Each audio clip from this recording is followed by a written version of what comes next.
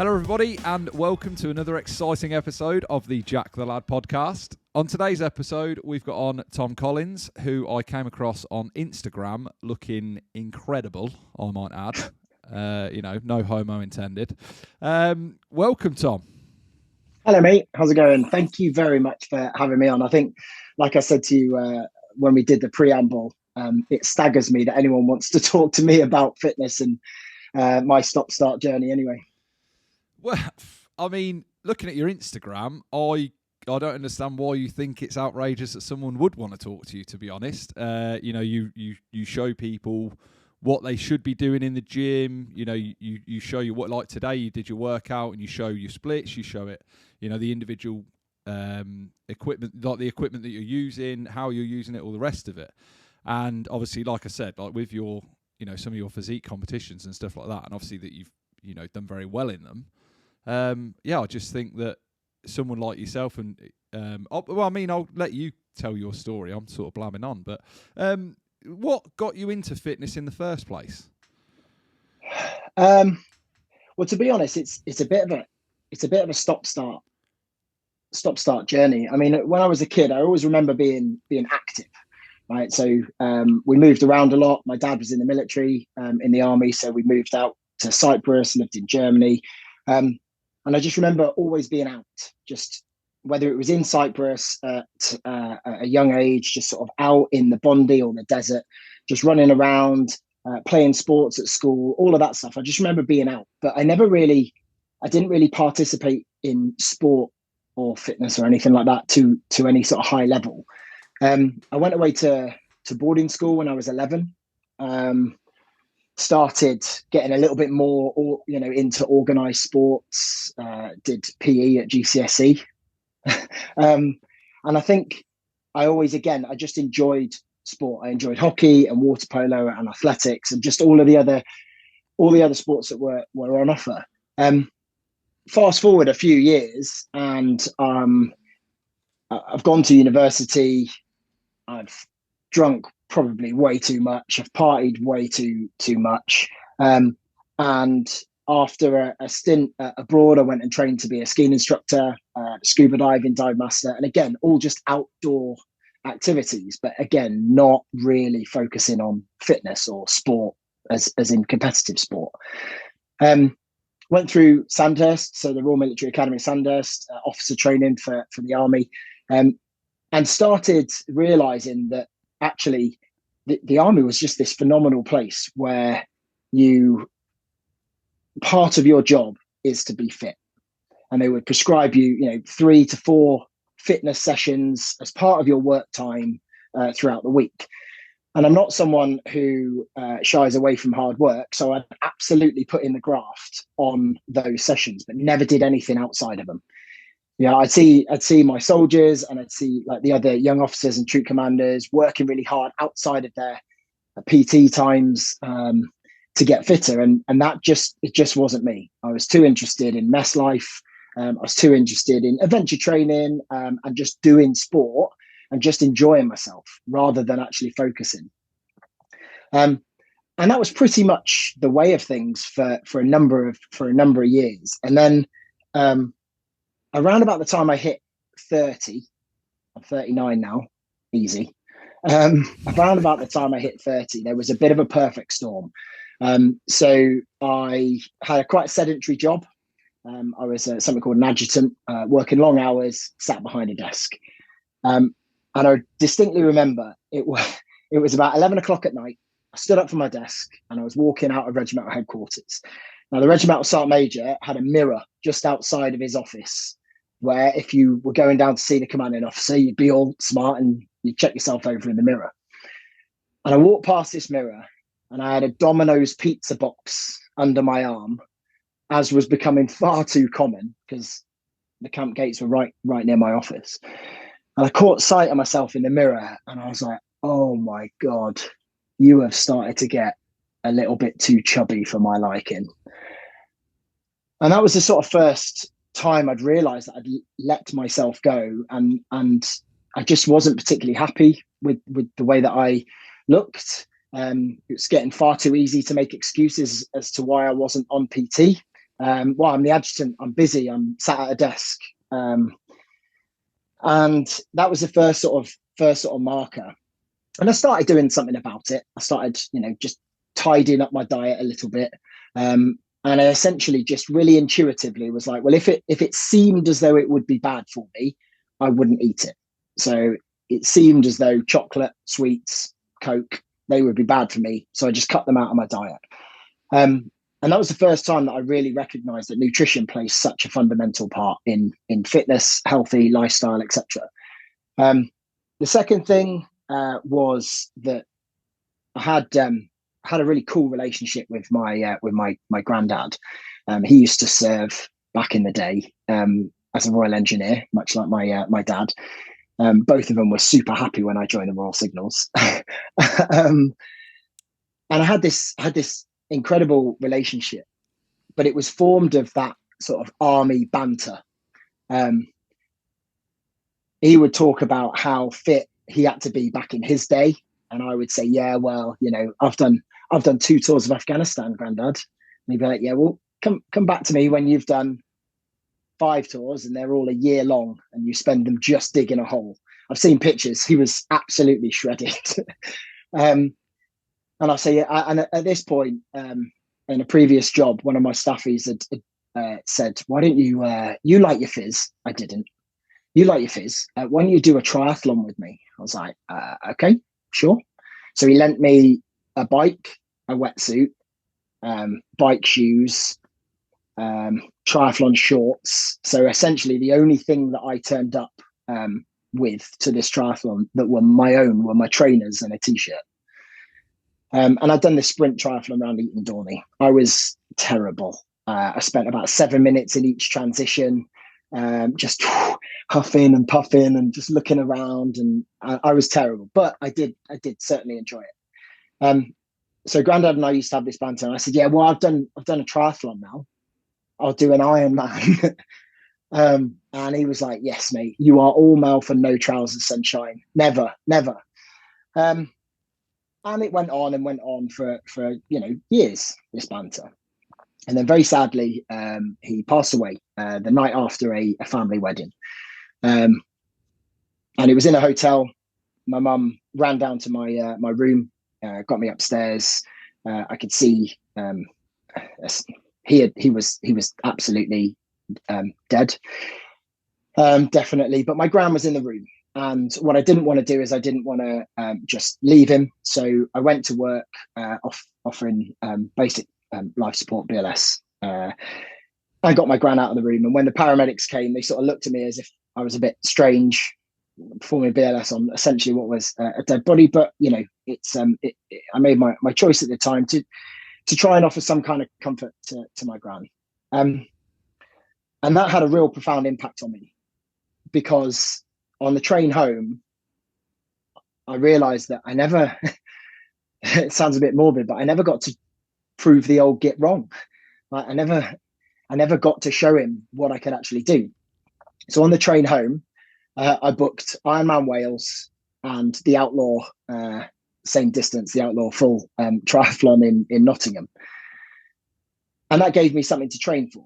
And so I thought, I'll give this a good old go. And I sort of did. Next year came, I had bike, I had run, I had swum, but I wasn't particularly good, but I completed them. I got my medals. I was ecstatic. It was an extremely emotional time, crossing the finish line for both of those. I'm not a particularly spiritual, I'm not a religious person, but I remember crossing the finish line and saying, this is for you, Grandad. And that was the second sort of thing that got me going. And after that, I started to do a bit more. Got myself a coach. Charged 40 quid a month, which is not a lot of money. Didn't stick to the program. Thought that the problem was the program, so I got myself a different coach for 80 quid a month. Didn't stick to the program. Got a bit better. And did another sort of full distance triathlon, and then a load of Olympic triathlons and started to just enjoy it for the sake of it. And then the third trigger that came along was my son, Harrison, who's 8 now. And it got me really thinking about, what kind of a dad do I want to be? Yeah, okay, I've had a military career. Yeah, he can be really proud of that. But how do that's all big block stuff, right? How do I show him every day what it means to be a good person, to live a fit and healthy lifestyle, which I was trying to do. And it just added to it. And I think for me, those three things just added up to a really strong base in my mind as to the kind of person, the kind of fitness pursuits that I wanted to do. Yeah, from what you've said there, I'm almost now on that trajectory. This podcast, the first episode, was my granddad, and then he sadly passed away 2 months later. So I said to my dad that I would dedicate this podcast to my granddad, and I would forever do it for him. And then it was also on this podcast, I interviewed someone that had done the Marathon des Sables, and he was just he was the same as you. Like, he didn't understand why someone wanted to talk to him about it. He was just like, it's just me and my mates. We all went out running, and then we flew out there and we did it. Like, that was his he just had a candid attitude about it. And I was sat across from him, and I was like, he thinks that's not that big of an achievement. I think that's a huge achievement. I think that's ridiculous to run in the Sahara for 5 days. And what have I achieved? So I then had a bit of self-reflection myself. And then, like last year, I did my first triathlon. And now I'm, on this fitness. And it's exactly what you just said. I look at it slightly different, though. With my kids, obviously, I want to show them, what it is to be healthy and all the rest of it. But I want to try to I want to outperform my kids for as long as humanly possible. Yeah, fair point. That's like my base now. Like, my daughter's 13 now, was a regional swimmer and just fell out of love with it. Don't want to do it. Like, swimming side of it, I can't touch her. She can go up and down there at the same pace that I can do one length in. So that side of it is, null and void. But just general fitness and, physical strength, all the rest of it. Like, my lad's only 6. So I've got a few years on him. But yeah, it's the same with him, and I always show him, I've done a bit of jiu-jitsu in my past, so we, roll and mess about like that. And I'm trying to sort of nudge him into something, because I think an individual sport would be better for him. He plays football at the minute, but he seems to shine when he's on his own. Yeah, I know exactly what you're talking about. It's funny because I think whilst it was definitely a catalyst, like having Harrison was definitely a catalyst to me wanting to figure out this healthy lifestyle thing. It wasn't like it was an overnight, okay, Harry's been born, I need to eat healthy because in 8 years' time, I want him to be talking to. So this is this actually happened yesterday. So he was up with, or 2 days ago, he was up with my mum, who went to visit her sister. I was working, and he's got some cousins and stuff up there, or my cousins' kids, so essentially his cousins. And they were all sat around having dinner, and he just turned to Jack, his cousin. He was just like, "Jack, don't leave your chicken, mate, because that's a great source of protein, and protein is needed for a healthy diet." Yeah. He's 8, and Grace, Jack's mum, I saw him yesterday when I went to see Jack race BMX. She came up and she was like, "Have you been teaching Harry about protein?" I was like, not specifically, no. We just talk about it because it's just general conversation, isn't it? She was like, "It's not general conversation in our house." And I think there lies the difference. Like, from him being born, I didn't look 8 years down the line and was like, I want to be talking to Harrison about protein and carbohydrates and all that. Because at 8 years old, you shouldn't care. You shouldn't care about what you're eating, because we as parents, we're responsible for what our children eat. He shouldn't be worried about that. He should just eat what he likes, and we gently guide them down a path, right? So it wasn't some master plan that I would get there, but I think more and more I'm realizing, and it comes into essentially from where I stopped that story before till now, and everything in between. fitness and health and all of that stuff that I do on a daily basis is not something that I think about even more. Think about anymore. It's just I just do it. Like, and I think that's why your man with the Marathon des Sables, it's probably not the fact that he's overtly trying to be humble about it. It's just a thing that he does. Like me and my mates last year went and did 20-mile obstacle course race, the rat race. It was a thing that we just did, like thousands of others on the day. It's just that maybe for some people it's a once in a lifetime thing, and for me or some others we just do it a bit more often. Thinking about what I'm eating and the training I'm doing is just a natural part of life. Like, no doubt you will have seen, and many of past comments, first thing I do when I get up in the morning, I get up about 5 o'clock, have some water, have my coffee, get on the bike. I said, it's not a thing that I think about. It's just a non-negotiable. It just happens. I'm not getting on there to try and increase my cardiovascular fitness. I'm getting on there because it's a thing that I do, and it's good for my mind, sets me up right. Well, what you don't see is that at 6:30, when Harrison gets out of bed, he comes downstairs, and the first thing he sees, the first interaction he has with me, is with me on the bike every single day. He comes in, we have a chat about his dreams, we have a chat about the day, quick kiss, and then he goes to eat his breakfast. And by the time he's finished his breakfast, I'm off the bike, I get a shower, and we, do his maths homework or walk to school or something. It's just normalized. So when I say I can't see why anyone would want to talk to me about it, it's because it's become just normal. It's just normal stuff. Yeah, and I think a lot of it for today's society as well, you having a structure and an aim, and with your competitions and stuff that you've done, there's always been that side of you that you've got that thing to aim for, to do. Whereas I think a lot of people, especially nowadays, like there's no end of people that are just sort of drifting through life, really. And like when I first, like 6 months ago or so, when I sort of started gymming seriously again, and looking at my diet and all the rest of it, I get so many people like, oh, I've not got time for that. So I'm like, well, how much TV do you watch a night? And they're like, oh, it's a couple of hours just before bed. I'm like, you could do it then. Or you're people on your need phone, to go. yeah. People need to go on their phone and have a look at their screen time. Yeah, that's where your time goes. And I'm not. I genuinely, I'm the least judgmental person that I know. There's no judgment there. If that's what you want to spend your time doing, no issue. I do as well. Absolutely.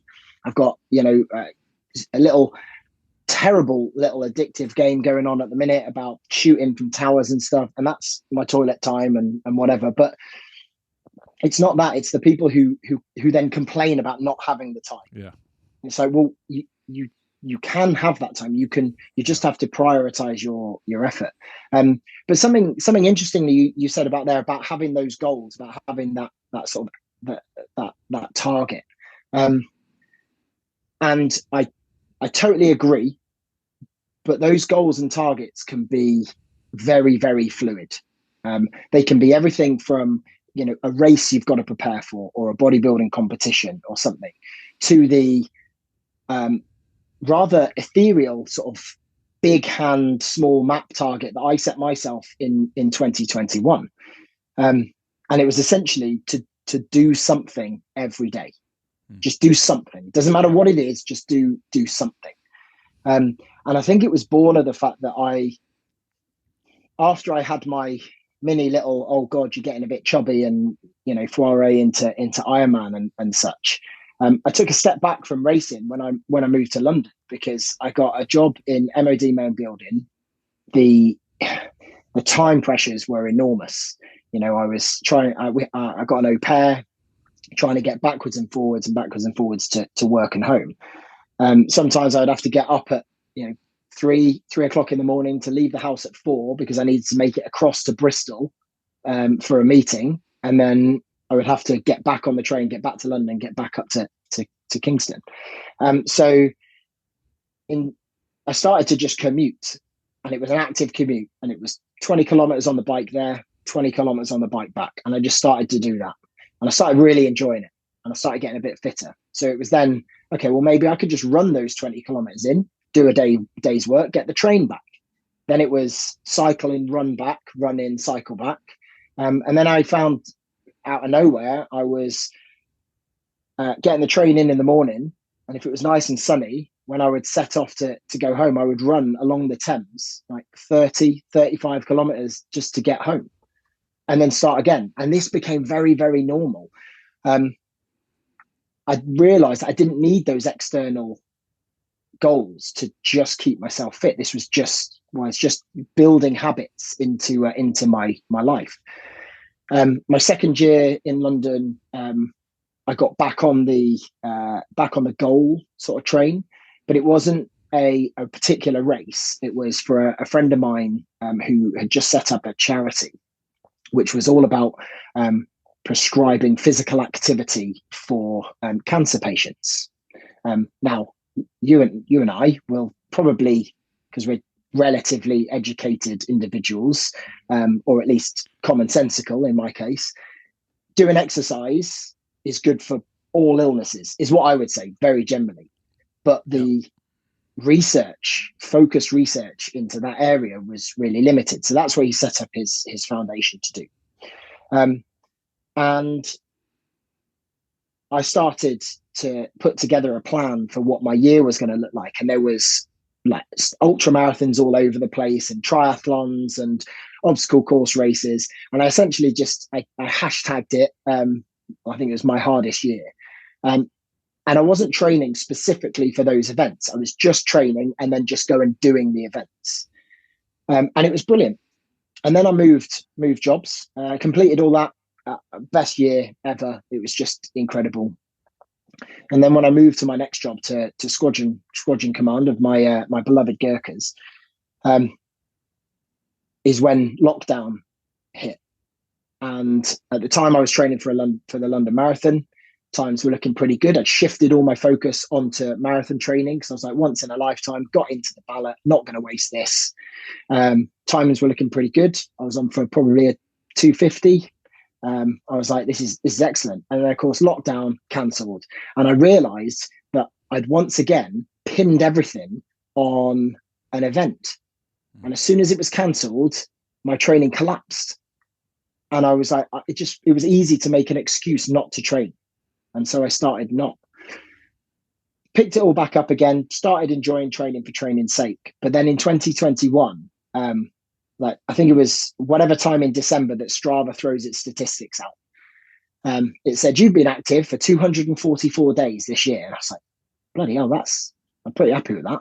That's pretty decent. I'm happy. 244 days I've been active. And I thought in January, it was about January the 10th. And I realized that I'd worked out every single day for those 10 days, which is not unusual.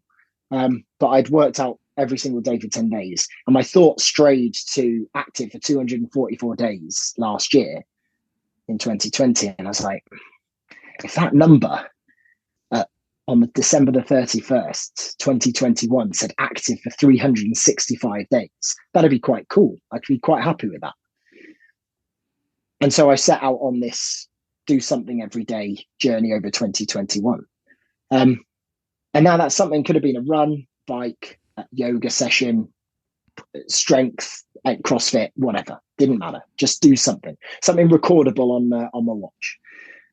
And the more I was doing it, the more I realized, and I wasn't concentrating on anything else. I wasn't concentrating on nutrition. I was just general training. Fancy a run, go out for a run. Fancy a cycle, go out for a cycle. Don't fancy doing anything, do a yoga session type thing. But the more I progressed and the deeper I got into the year, the more I was just enthused about it. And I was like, even on those days where it was dark outside, it was miserable, I didn't feel very well, didn't want to do anything, and it got to 10 o'clock at night and I haven't done anything. I'm like, right, well, you have to, because how terrible will you feel? How poor will you feel if it's 364 days? Like that's not the goal. That's not what I'm after. So I would do something. And I remember being at my mum's house and we'd had a few glasses of wine. It was about November time, I think. We had a few glasses of wine. The whole day was brilliant. Spending time with my mum, with my son, and it was epic. It was a really good day. And then we got in from the day. We started having a couple of glasses of wine, and it suddenly hit me at 10:30 at night. I've not done my thing. So I pressed start on my watch and did 500 push-ups in her living room, just as a something, just to do something. Yeah. They'd all gone to bed, and I'm there banging out push-ups in the dark in my mum's living room. But it was just so powerful. And the point is that I didn't have a goal. I didn't have a race. But the more I was doing, the more I realized I was investing in myself, the more it bled into so many other areas. Like I started thinking a bit more about what I was eating, because I wasn't concentrating, but I started thinking, that's probably not conducive. Is this one? Well, yeah, Domino's pizza, because I went out and ran 30 miles today. So I'm going to eat that Domino's pizza. But I was mindful of it. My body composition started changing. A lot of the workouts were me skipping in the kitchen with and throwing some dumbbells around and some kettlebells. My body started changing, and I was just loving it. And it wasn't because I had a training program. It wasn't because of anything else. It was solely because of that accountability. I said that I was going to do something every day, so I did. And it just bled into so much more. And that's why now, when I get up in the morning, I get on the bike, Harrison comes down and sees me on the bike. It's not because I have some master plan that he's going to become a cyclist. It's not because I'm going to become, some good triathlete. It's just because it's part of life. And I will cite 2021 as probably the greatest year for my mindset change. And it happened when I was 38 that I've had. Yeah. So you touched on a few things there, actually. When you were talking about obviously being accountable and all the rest of it like that, it reminded me of something the other day. My lad, and it's funny, obviously you said about your lad earlier about him only being 8. He calls me out sometimes. Like we'll be sat watching film, like I'll have him on the weekend or whatever, and I'll just lean in to like get a crisp or whatever's on the coffee table, like while we're watching whatever. And he'll be like, Dad, is that on your diet? And I'm like, well, it can be tonight, can't it, Jack? Like I can have a a day off. I can have a crisp. He's like, yeah, but it's not on your diet though, is it? And I'm like, no, you're right, mate. It isn't. And then once I've said that and I've said it out loud, I'm like, I'm not having it. I'm not going to have it. He is right. But yeah, on the thing, and it's something that I have been looking at doing because I am stiff as a board. Yoga. Yeah. Do you do a lot of yoga now? And how do you? Your face says no. No, I should do. But I will. So I put in mobility sessions as part of my warm up, as part of my cool down. I do work on my mobility much more than I ever have before. I'm getting older, definitely have to work on mobility. But I think the kind of training that I'm doing now is a lot of movement. So I'm not just going out and running. I'm not just going out and cycling where I'm in one fixed position. I think this is where the likes of CrossFit and High Rocks, like the functional side of fitness, definitely it plays into the sort of mobility space without even meaning to. You get yourself into a front squat, you have to work on your wrist mobility, you have to work on your core, your hip mobility, your ankle mobility. It just naturally makes you more mindful and cognizant of your mobility. What I found as part of like the whole of last year when I was doing the sort of bodybuilding stuff, is actually because it was focused strength work and I was putting myself under heavy loads and to increase the range of motion, the range of movement, I was finding that my mobility was improving without me really working on it. I don't necessarily do a great amount of yoga now. And I think once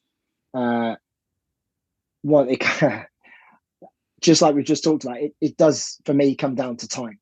Like I can chart out my day, and essentially, my day, if I'm not driving to work, driving from work, working out, and getting those sessions in, I'm with my boy, or at work clearly. I'm with my boy, and the last thing I want to do is just go, yeah.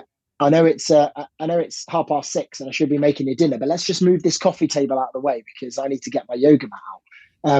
And so it does come down to time. But I think the modality of training that I use, particularly the CrossFit high rock space, and even to some extent the bodybuilding, I just found my mobility has naturally improved. I actually, this is mental, and I guarantee people will be shouting at me, but I touched my toes the other day for the first time that I can remember, and it wasn't because I have worked on touching my toes. I just happened to be able to, and it gave me a real buzz.